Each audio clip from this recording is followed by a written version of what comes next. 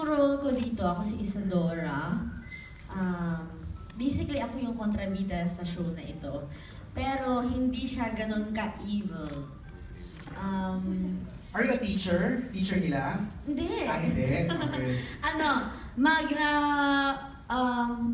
Fiancé ko si Patrick dito. Magiging fiancé ko si Patrick dito. Okay. Yun lang? Okay, so... Yun pa. Yun pa lang. Yun Okay, pa lang. okay. Jason, ikaw? Isa-isahin na natin. Isa pa lang ito kasama si Alessandra na sayang hindi tumagal yung kanyang role pero isa sa mahusay din, di ba? Siyempre, hindi mabubuo yung simula kung hindi siya kasama dito. Eh po, sa simula, sila ni Yamang mag-best friends, tapos kami yung mga si Patrick yung asawa ni Yam, tapos ako yung asawa ni Alessandra, tapos yun, wala si Alessandra, nagkagulo na. Okay. Dun magkakaroon ng conflict. Doon. Si Yam naman. Ayun, hi guys. Guys talaga. I play the role of Lala here. Basically, magiging boyfriend ko si Patrick.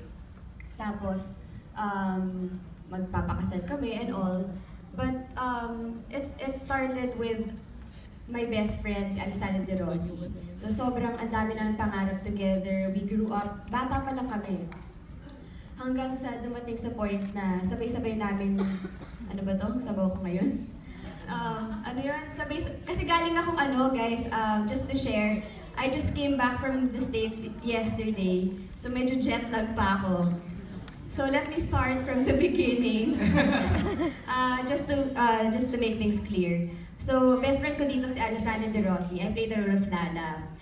Madami kami pinagdaanan as best friends until nagkaroon kami ng anak. Okay. And then eventually something happened. Something very tragic happened. And dumating kami sa mga problema. And we'll see along the way sa story kung paano namin masosolve lahat ng mga problema to. How we'll conquer the difficulties na mararanasan namin.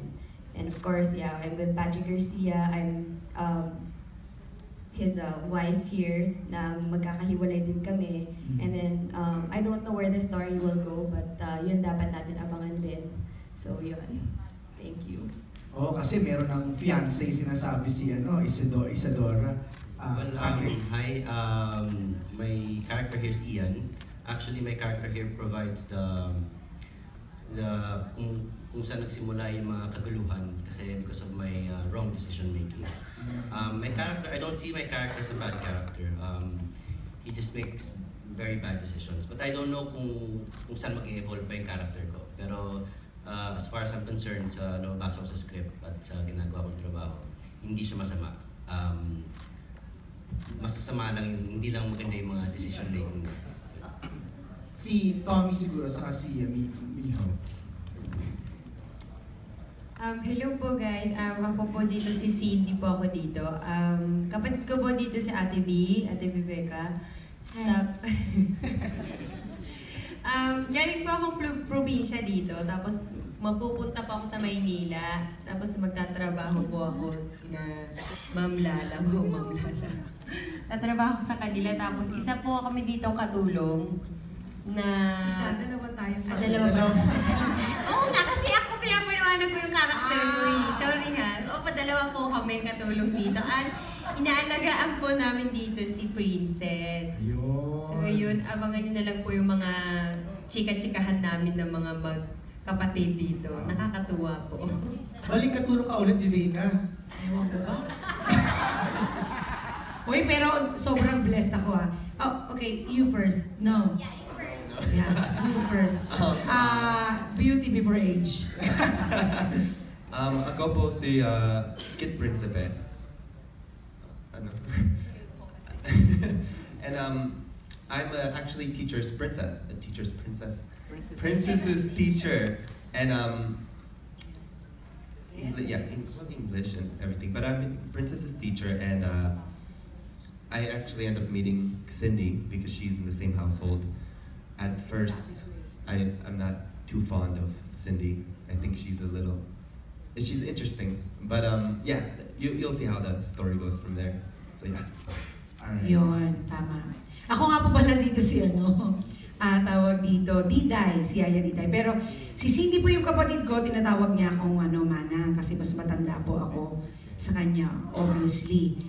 Ako po ang nag-aalaga kay baby girl, which is si Sia Vigor po. Vigor. Si Cindy, ang talagang gusto niyang alagaan, si Teacher Kit. Halata naman. So abangan niyo po ang adventure ni Manang, ni Yaya Diday, kung paano niya hahadlangan ang pagmamahalan. Ay, hindi po. Ito po yung isa na namang tawag dito, sobrang malapit sa puso ng mga Pilipino na klase ng teleserye. Kasi may bata, may pagmamahal sa pamilya, may issue sa boyfriend-girlfriend, asawa. Kaya naku, magugustuhan niyo po lahat ito. Tsaka pagpasensyahan niyo na po, doon yata talaga ako magaling sa pag-aalaga ng mga bata sa TV. Huwag natin pag-usapan si Pencil.